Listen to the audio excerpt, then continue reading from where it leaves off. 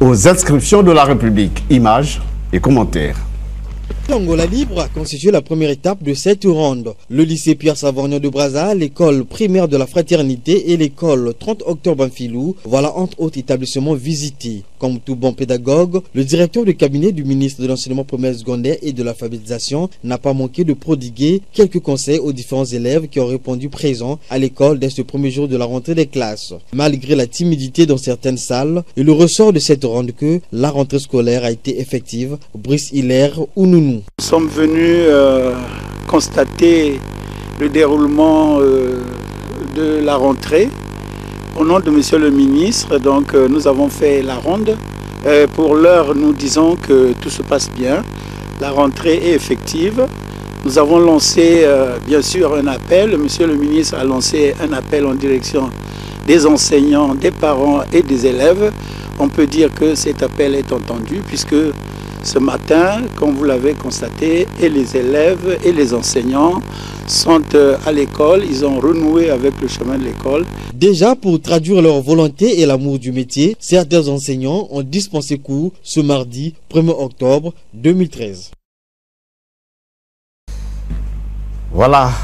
Le reportage signé Jean de Paris Bantimbaléo. Alors mes chers confrères, bonjour et bienvenue à cette émission. Bonjour. Alors, quelle qualification faites-vous à la rentrée scolaire au titre de l'année 2013-2014 par rapport aux précédentes années? Échec ou réussite? Alphonse Ndogo. Il faut pas faire la fine bouche pour reconnaître que la rentrée de 2013-2014, à mon humble entendement, est un échec. C'est un échec d'autant plus que cette année, comme vous le savez, a été consacrée à l'éducation. Et moi, j'ai pu sillonner en compagnie du ministre Zoniaba, qui au moins il était à Brazza, et je crois qu'il fait la ronde à l'intérieur du pays, contrairement à son collègue de l'enseignement primaire, secondaire et de l'alphabétisation qui a préféré aller ouvrir la rentrée à l'intérieur, précisément à Oyo. Bon, on a constaté que c'est à peine qu'on démarre certains travaux de réhabilitation des infrastructures. Nous sommes passés par le lycée technique, pas en compagnie du ministre, parce que je n'ai pas voulu être le ministre, le journaliste qui suit absolument là où l'amène monsieur le ministre. Moi-même, je suis allé me rendre compte de visu que, par exemple, au lycée technique du 1er mai, rien n'est encore fait, il n'y avait aucun élève, les travaux viennent à peine de commencer. Et je me pose la question, si dans ces conditions, comme j'ai entendu dire monsieur le directeur de cabinet, pour dire que tout se passe bien, si franchement il le dit avec beaucoup de responsabilité, ou alors il veut tout simplement donner l'impression que les choses se passent au mieux. Mais moi j'ai dit, la rentrée est véritablement une catastrophe. Rien ne s'est passé. Au ministère de l'enseignement secondaire pour votre gouverne, c'est à peine à quelques jours de la rentrée que le ministre s'est engagé, n'est-ce pas, à faire des mutations du personnel. Et même là aussi, il s'avère que dans ces mouvements de personnel, il y a même des fantômes. C'est le cas par exemple du lycée Karl Marx. Le surveillant général, M. Makosso. Lycée Karl Marx à Pointe-Noire. À Pointe-Noire, oui. À son âme. Son nom se retrouve parmi les gens que le ministre a nommés, mais qui en fait sont décédés depuis quelques mois. Ça c'est un cas. Il y a le cas du CG Ngarga-Edouard. La même personne est nommée au lycée Karl Marx comme DE, la même personne est encore nommée au lycée Ngarga-Edouard. Je ne sais pas trop, enfin, je ne sais pas très bien si... Donc, vous constatez que, d'après mes informations, il y a un véritable problème dans les deux départements, parce que je pense, et ça il faut le dire en tant que journaliste, honnêtement, que les deux ministres ne sont pas à la page. Voilà, parce que l'éducation ou la politique, c'est comme dans le football. Vous avez quelqu'un, s'il est habitué à jouer ailier droit, vous lui demandez de jouer au milieu de terrain ou bien de jouer au rôle, il est évident qu'il ne soit pas à son aise. Et je crois que c'est le cas en ce qui concerne les deux ministères qui s'occupent de l'enseignement. Je mets à part le ministère de l'enseignement supérieur où c'est une autre paire de manches. Voilà, ça c'est le point de vue d'Alphonse Ndogo, mais nous ne faisons pas le procès de certains ministres sur ce plateau, mais tout juste occasion de constater ce qui s'est passé le 1er octobre. Alors, mon cher, ton point de vue par rapport au déroulement de la rentrée, échec ou réussite? bon, moi je crois Ernest Blanchard-Dimi. De ma petite expérience, une rentrée scolaire au Congo n'a jamais, depuis au moins un certain temps, elle n'a plus jamais été un succès. Donc, ça n'a toujours pas facile. Non. Moi, je crois que la rentrée au Congo est devenue dans une histoire, c'est un peu comme la municipalisation accélérée. On dit que c'est graduel, c'est un processus et tout ça. Mais on est étonné de constater que les mêmes personnes, c'est-à-dire le directeur de cabinet ou le ministre qui fait la ronde, qui a plus des agents que des étudiants et que des élèves, parle de succès. Je ne sais pas. Déjà, la population suivent, les journalistes partent même sans être accompagnés. Et je crois aussi que pour la crédibilité de nos médias, pour nous-mêmes aussi les médias, c'est même ridicule de faire passer certaines interviews parce que vous constatez vous-même que c'est un échec, vous constatez vous-même que ça n'a pas tenu, mais ce n'est pas parce que le directeur de cabinet... L'échec dont vous faites allusion ici, c'est à quel niveau? Mais l'échec, c'est à quel niveau? Vous voyez, il y a qui là?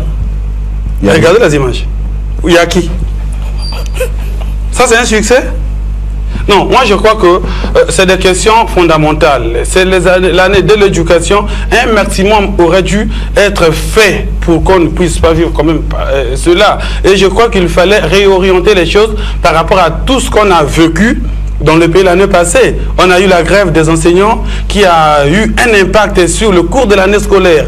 Est-ce que quand on programme la rentrée le 1er octobre, on a tenu compte du fait que le BPC vient d'être proclamé et que ceux qui sont satisfaits doivent passer d'abord par l'ADEC pour retirer les relevés de notes, doivent aller à la direction générale de l'enseignement secondaire, la DGS, pour demander les lycées où ils veulent aller et puis par la suite voir si réellement ils sont acceptés dans un lycée pour démarrer le cours. On n'a pas tenu compte de tout ça, on a précipité et on dit c'est un succès. Non, je crois qu'il faut que ça s'arrête, il ne faut pas qu'on continue comme ça parce qu'on a tendance de voir que les gens, notamment les dirigeants qui sont là pour faire que la population se retrouve dans ce qui se décide ou dans ce qui se fait au bénéfice des citoyens, ne soit toujours pas un succès.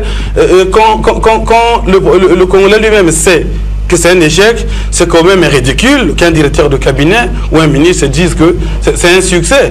Le lycée technique en Pilas, c'est quoi? 5 février, où vous avez le 1er mai, l'Ngonga Edouard, c'est au milieu de la ville. C'est pas que c'est hors de Brazzaville, là où il faut prendre un hélico pour aller, non. Tout le monde connaît la réalité. Quand il y a des déficits, il faut dire que voilà, il y a des défaillances, il y a un déficit, mais c'est un processus. Il faut encourager maintenant ceux qui sont encore restés à la maison à continuer. Parce que quand vous dites que c'est un succès dès le 1er jour, alors que tout le monde sait que c'est un échec, je crois que c'est à la limite... Alors, Ernest Blanchard-Dimi, point de vue organisationnel, oui. La réussite doit partir d'où? La réussite doit partir, c'est en réalité une situation globale. Oui. La réussite doit partir d'un peu partout. Nous avons d'un côté l'administration publique, donc des ministères qui créent le maximum de conditions.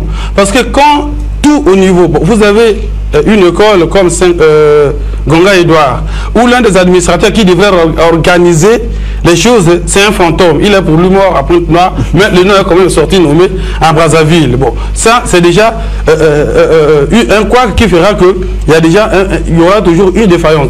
Mais du côté des parents, mettre les enfants à l'école, oui, on nous a dit qu'on n'est pas obligé d'avoir la tenue, on n'est pas obligé d'avoir tous les cahiers, pour pouvoir d'abord petit à petit, oui, mais les parents, on voit les élèves arrivent, mais quand il n'y a pas les enseignants, quand ceux qui doivent enseigner, ceux qui doivent recevoir les élèves, c'est des fantômes, alors vous allez avoir quelle réussite?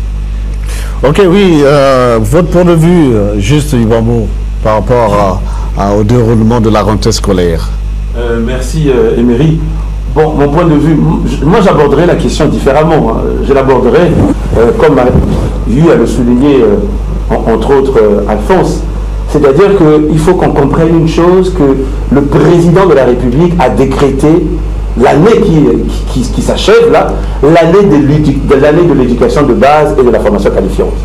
Et je me rends compte que, à la vérité, c'est pas en donneur de leçons que je le dis, mais il y a des cadres, des ministres qui décrédibilisent l'action du président. Pourquoi?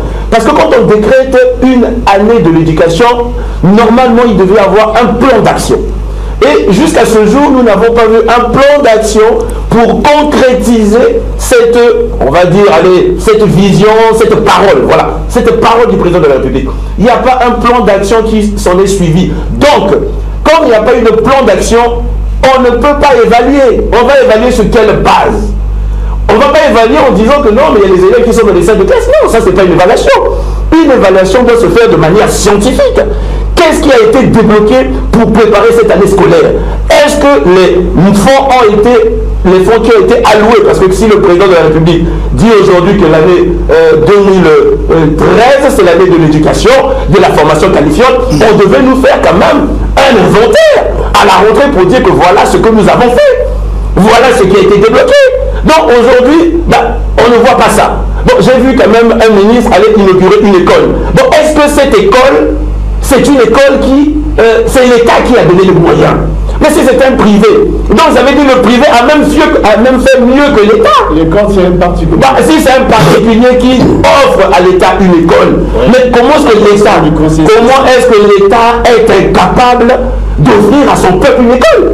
Pourquoi? Mais posons-nous la question. Je crois que, je le dis encore, ce n'est pas en donnant de leçons parce que on nous appelle les spécialistes sortis brusquement de l'ombre. Non, je n'en suis pas un, je suis congolais et je constate que le président a dit une parole, mais il y a des gens qui s'acharnent, je veux dire, à décrédibiliser la parole du chef de l'État. Où est le plan d'action? Qu'est-ce qui a été fait? Où est l'évaluation? Comment est-ce qu'on va évaluer? La question a été posée à Agnès. Comment est-ce que nous allons évaluer que si cette rentrée scolaire a été une réussite ou pas? On va évaluer, il y a des indicateurs. Les indicateurs, c'est quoi? C'est d'abord, est-ce que les établissements ont été réhabilités? Il y a d'autres établissements qui n'ont même pas de table bon.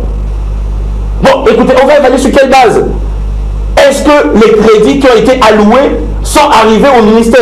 Et comment est-ce que le ministère a géré ces crédits? Il faut qu'il y ait un plan d'action. Je crois que c'est le B.A.B.A. Et là, nous allons terminer l'année 2013 et on va nous dire, écoutez, vous les socialistes, le président dit que c'est l'année de l'éducation. Qu'est-ce que vous avez fait? Rien du tout. Pourquoi? Je crois que, il faut le dire, il y a un maillon qui manque.